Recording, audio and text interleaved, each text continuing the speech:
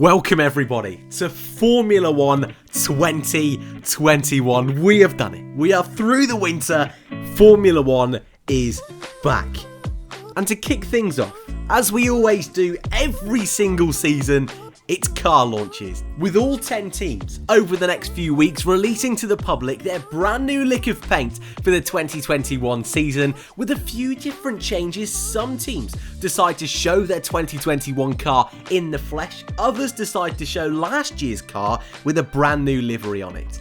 Today, our first team of the season, it's the turn of McLaren, and can I tell you, that was a long stream, but finally we have a livery. We also have the 2021 car, and McLaren in particular are quite a special case this season, as they are the only team on the grid to swap engine partners for this season, moving from Renault last year to Mercedes for 2021 and onwards. This meant the team would have to completely restructure the chassis of their car, which is something that the 2021 regulations forbode for any other team. Special compensation to McLaren thanks to this engine switch, so we did get a chance to see our first look at McLaren's new chassis. But if you know me by now, you will be fully aware the thing I really look forward to, the thing that really gets me going, the thing I get super excited about in these car launches is the livery, the brand new lick of paint, and McLaren, the papaya team, a team that usually pushes the boundaries of car liveries, this year have gone with this. And yes, your eyes are not deceiving you. That livery is almost a carbon copy of last year's livery, the 2020 version. And if you remember 12 months ago, my initial thoughts on last year's McLaren are very similar to this year's McLaren. It's fine. It's okay. But where's the pizzazz? Where's that razzle-dazzle that McLaren have had the last couple of years? It's just the same. I really am shocked with McLaren. They had a brilliant opportunity. Not only are they the first of all 10 teams to reveal their car in 2021, giving them the opportunity to really hype up the season, show us something a little bit different, but they also have a brand new sponsor partnership with Gulf, a brand synonymous with their light blue racing liveries throughout the mid-2000s and the 90s. There's no real sign of that anywhere on the 2021 car, and more importantly, the new ties with Mercedes. Come on. Wouldn't it have been awesome to see a 1990s, early 2000s black and silver McLaren? I understand why they have not gone down that route. Mercedes have their own team now. McLaren have their own brand and unique look on the Formula 1 grid they want to look after. And Papaya is a big statement of Zak Brown's tenure of the leader of that team. So I understand why it's still there. But to do the exact same livery just seems so anti-McLaren. It's not bad. The papaya works great. That blue stripe on the top, the side pod, and a little flash on the front wing all looks great. The nose of the car has been changed up slightly, and what is kind of disappointing to say is the most changed part of the car. Yes, structurally, the rear is where it's at, and we'll talk about that in a moment's time. But in terms of livery, that extra flash of blue and that little bit of black on the tip of the nose is really the only changes. Dark Trace, a brand new sponsor on the rear wing, is also quite a sizable change. But still, it's nothing crazy. I don't know, I'd love to know your thoughts in the comment section down below. But McLaren, I expected something different. I expected something more. There's other teams on the grid I am sure will stay the exact same. I'm looking at you, AlphaTauri, and potentially Alfa Romeo.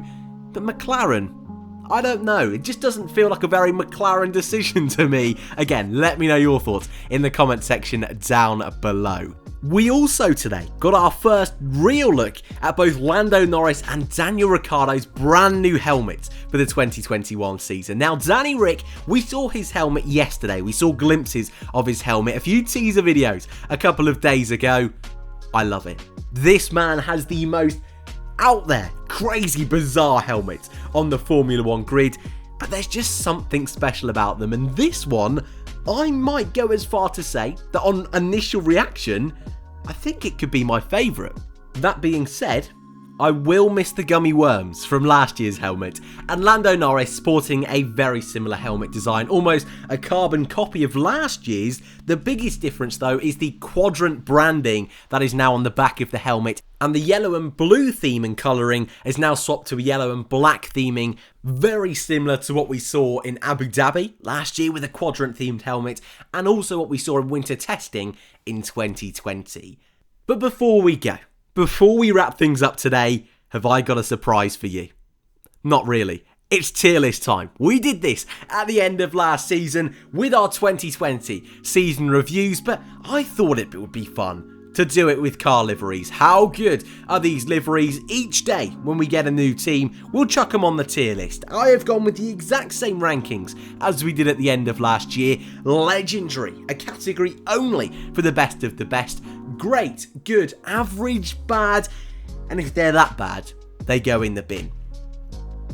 I haven't had many great things to say about McLaren today. It's the same as last season, which always gets it minus points, and as I have said several times throughout this video, it's just lacking that bit of pizzazz, that bit of McLaren, that bit of freshness that I thought 2021 would bring the team. So again, that's got to be minus points. It's not a bad livery, it's certainly not a get in the bin livery, but I'm putting McLaren, our first livery of 2021, in the average category. I'm sure that's going to make some of you pretty disappointed. Maybe some of you would put it even lower, the fact it's the same as last season. But it's an okay way of starting the season. I just wanted a little bit more. Perhaps I'm being greedy. As always, I would love to know your thoughts in the comment section down below. 9 more to go.